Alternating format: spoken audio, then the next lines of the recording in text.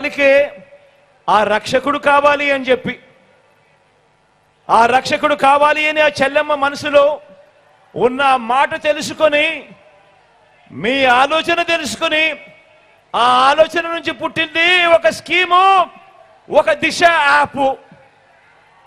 ప్రతి అక్క చెల్లెమ్మ కూడా తమ ఫోన్లో దిశ యాప్ డౌన్లోడ్ చేసుకుని ఎక్కడికైనా ఎప్పుడైనా పోగలుగుతుంది. ఆపదలో ఉన్న అక్క చెల్లెమ్మ ఆ ఫోన్లో SOS బటన్ నొక్కినా లేదా 5 సార్లు ఆ ఫోన్ షేక్ చేసినా వెంటనే ఆ అక్క చెల్లెమ్మకు ఫోన్ వస్తుంది. 10 నిమిషాల్లో పోలీస్ సోదరుడు అక్క చెల్లెమ్మ దగ్గరికి వస్తాడు. వచ్చి చెల్లెమ్మ ఏమైంది అని చెప్పి అడిగే పరిస్థితి వచ్చింది. ఎప్పుడు ఇచ్చింది ఎవరు? తెచ్చింది ఎవరు? డ్రీమ్ మీది, స్కీమ్ జగన్ది, మీ బిడ్డది, మీ తమ్ముడిది, మీ అన్నది.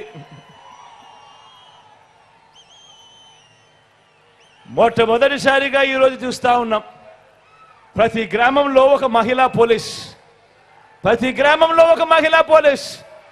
ప్రతి అక్క చెల్లెమ్మకు నేను పక్కనే ఉండా అని చెప్పి భరోసా కల్పిస్తూ ఇస్తా ఉన్న మహిళా పోలీస్ ఈరోజు ప్రతి గ్రామంలో కనిపిస్తా ఉంది. మరి బాబు చేసింది ఏమిటి? చంద్రబాబు చేసింది ఏమిటి?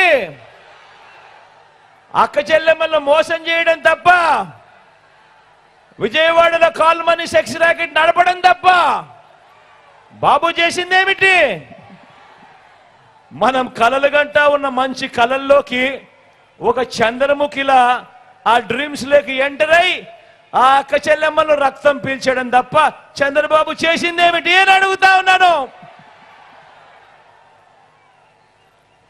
మరి మీ ఇన్ని పథకాలు, మరి ఇన్ని పథకాలు అందించిన మీ అన్నకు, మరి ఇన్ని పథకాలు అందించిన మీ తమ్ముడికి, ఇన్ని పథకాలు అందించిన మీ బిడ్డకు మీరంతా ప్రతి ఏటా రాఖీ కడతారా అని అడుగుతా ఉన్నాను అక్క చెల్లెమ్మలకు. ఏం చెల్లెమ్మా, ఏమక్క, రాఖీ కడతారా మీ అన్నకు? మీరంతా రక్షగా నిలుస్తారా? స్టార్ క్యాంపెయినర్లుగా మీరందరూ బయటకు వస్తారా?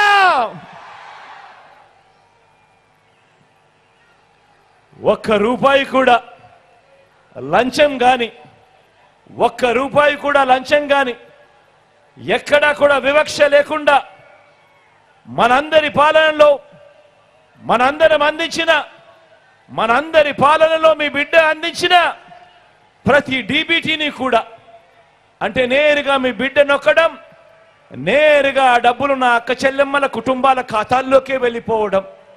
ఈ డబ్బులో, ఈ 2,70,000 కోట్ల రూపాయల్లో సింహభాగం ఎవరికిచ్చాడు మీ బిడ్డ అనంటే, మీ బిడ్డ గర్వంగా చెప్తాడు, నా అక్క చెల్లెమ్మలకే ఇచ్చాను అని చెప్పి కూడా గర్వంగా మీ బిడ్డ చెప్తాడు. ఈ సందర్భంగా ఏమక్క మీకు వచ్చిందా లేదా? ఏం చెల్లెమ్మ మీకు వచ్చిందా లేదా?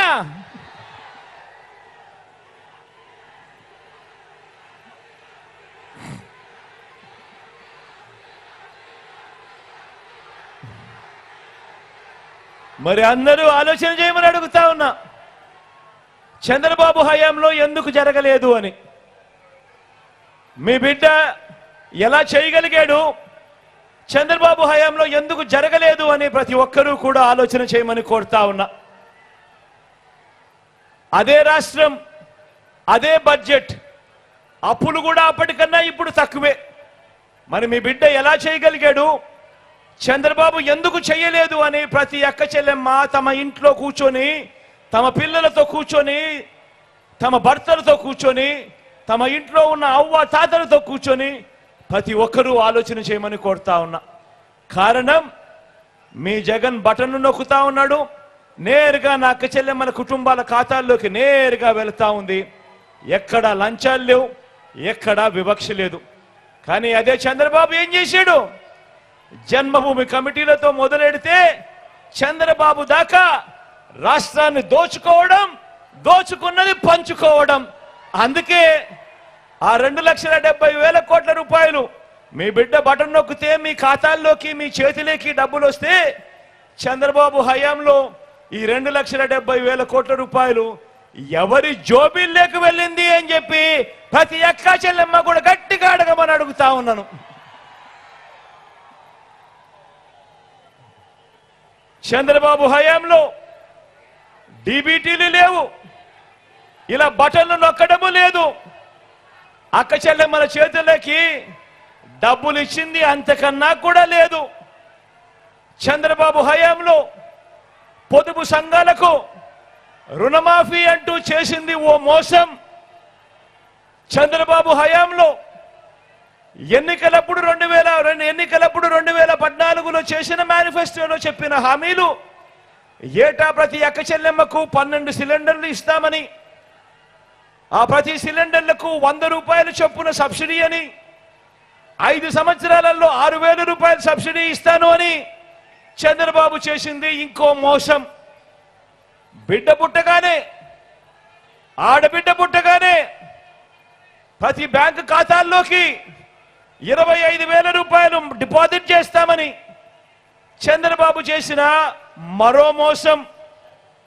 గర్భిణీలకు 10,000 రూపాయలు ఇస్తాను అని తాను చేసిన ఇంకో మోసం. బడి పిల్లలకు ఇస్తానన్న సైకిల్ మరో మోసం. అక్క చెల్లెమ్మలకు ఇస్తానన్న సెల్ ఫోన్లు ఇంకో మోసం.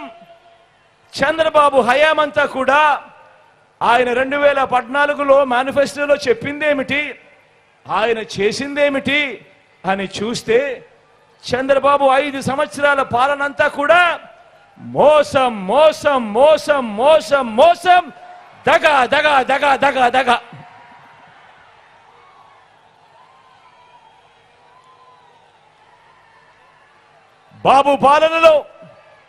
బాబు పాలనలో స్కీములు ఉండవు, కానీ బాబు పాలనలో స్కాములు మాత్రం చాలా ఉంటాయి.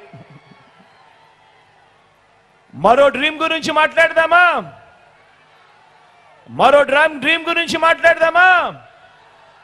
ఇది మన అవ్వ తాతల గురించి, మన అవ్వ తాతల డ్రీమ్స్ గురించి మాట్లాడదామా? మన అవ్వ తాతలు ఏమి కోరుకుంటారు, వాళ్ళందరూ ఏం ఆశిస్తారు, వాళ్ళందరూ ఏం కలలు కట్టారు?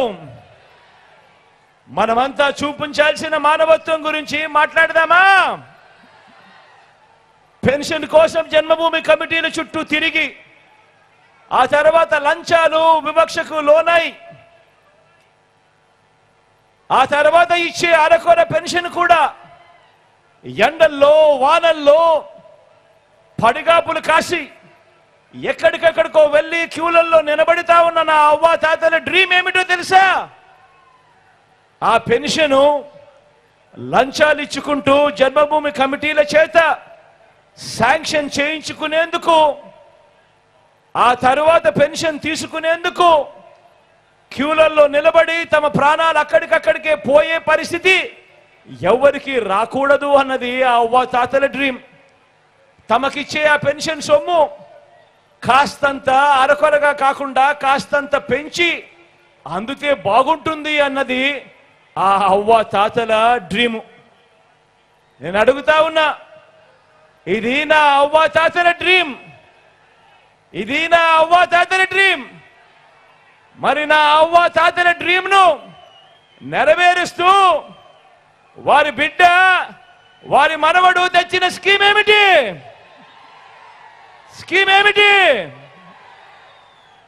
ఆ అవ్వ తాతల ఆత్మగౌరవాన్ని నిలబెడుతూ నేరుగా ఇంటికే వచ్చే వాలంటీర్లు నేరుగా ఇంటికే వచ్చి ఇచ్చే 3,000 రూపాయల పెన్షన్. ఎక్కడ లంచాలు ఇవ్వాల్సిన పని లేదు, ఎక్కడ వివక్షకు లోను కావాల్సిన పని లేదు. నేరుగా 1వ తారీఖు పొద్దునే, అది ఆదివారమైన సెలవు దినమైన పొద్దున్నే చిక్కటి చిరునవ్వుతో గుడ్ మార్నింగ్ చెబుతూ వాలంటీర్ ఇంటికొచ్చి ప్రతి అవ్వను ప్రతి తాతను పలకరిస్తూ ఆ అవ్వ చేతిలో 3,000 రూపాయలు పెట్టే స్కీము తెచ్చిందెవరు?